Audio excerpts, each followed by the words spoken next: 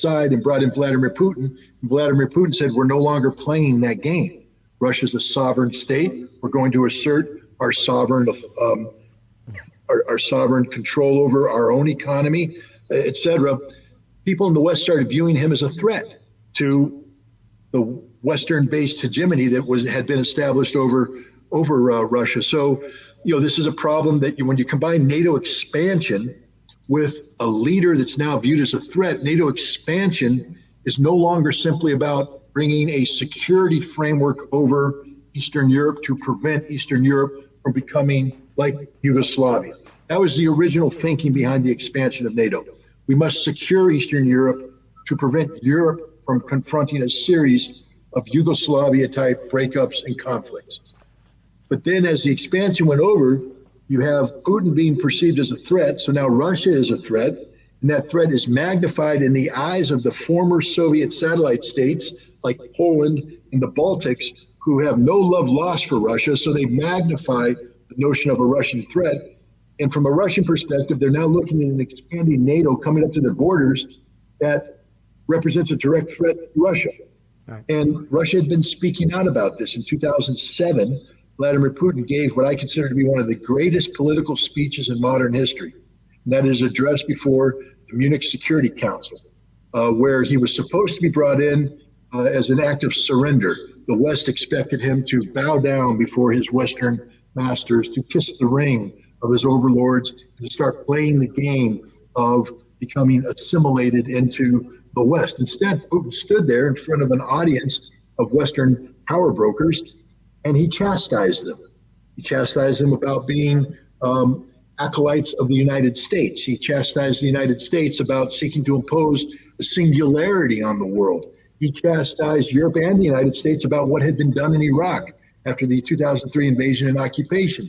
Do you not know what you have done? He told them about Iraq. You've destroyed a nation. You have lied. You have destroyed the international legal framework. And then he said, the day of the unilateral polarity is over. The world will now move to a multipolar situation that Russia will be one of equals. The world will include many different powers, including Russia and the United States, but others as well. His speech was not well received. And instead of listening to him, the United States and NATO doubled down in 2008. The Bucharest Security Summit for NATO formally invited Ukraine and Georgia to be members of NATO. How did Russia view this? We know, because not only do we have the statements of Putin and others, William Burns, who was the U.S. ambassador to Russia, wrote a memorandum that was sent out in February of 2009, the title of which is "Niet means niet," no means no. And what he was saying is that when the Russians say that the expansion of NATO into Ukraine is a red line, they mean it's a red line. They're not joking. They're not bluffing. And then he set out two things. He said, one, the Russian concerns are real, are genuine, meaning that the West should not just dismiss these concerns as, Russian, pouting. No, this is a real concern. The consequences, and this is a very important part of his memorandum, the consequences of ignoring Russia will mean that in the future, Russia will have no choice but to militarily intervene, which will result in the destruction of Ukraine, the loss of Crimea, and the loss of Donbass. This was written in 2009, pre-2014. And already the U.S. Ambassador, William Burns, knows that if NATO keeps expanding, the outcome will be a Ukraine that is destroyed and which no longer includes Crimea and the Donbass. So the West can't claim, as Michael McFaul, who was later the U.S. ambassador under Barack Obama, he has repeatedly said that when he was with the National Security Council and when he was ambassador, he never heard about Russia's concerns about NATO, implying that Russia's just making this up.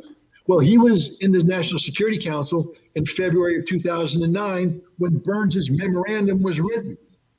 So McFaul is either the worst informed national security expert on Russia, or he's a liar. Because Burns's memorandum was there, everybody was talking about it, everybody knew that this was a concern for NATO, but the West ignored it and continued to pursue. Then after 2014, when the United States worked to overthrow the pro-Western president of Ukraine, Viktor Yanukovych, through the Maidan Revolution, Russia became doubly concerned because now overnight, Ukraine went from being a problematic but friendly border country to a hyper-nationalistic. And when I say nationalistic, I mean the nationalism of Stepan Bandera, a former Nazi supporter whose forces not only slaughtered Jews during World War II, but also slaughtered Poles and Russians in the decade after the Second World War during a 10-year-long insurgency that cost over 300,000 civilian lives, around 36,000 Russian security lives. This force had been under the ground, but now through the Maidan Revolution, we had brought them into the mainstream. We had weaponized them. Weaponized Nazi ideology is what we're talking about here. And Russia said, this is a threat. And that began a threat to Russia because they were basically seeking to purge Russian culture, Russian language from Ukraine, which they wanted to be a pure Ukrainian state. So Russia took the Crimea to protect the Russian majority population there, and Russia supported Russian separatists in the Donbass to protect them from the Ukrainians. This began an 8-year war, and there was an international agreement done through what's called the Normandy format. That is Germany, France, with Russia in observation, and Ukraine, negotiated a settlement which would have brought an end to the conflict in the Donbass, recognized the Donbass to be part of Ukraine, but that the Russians would be subjected to a special autonomous status that was separate from the constitutional language that made Ukraine first language, et cetera, Ukrainian. The Russian presidents, Poroshenko and then Zelensky, refused to sign it, not because it was a bad deal, because if they signed it, the neo-Nazis that were now empowered have said they will kill them. So we have a situation where the Russian government, the Ukrainian government, Ukrainian policy is being dictated by neo-Nazi ideology.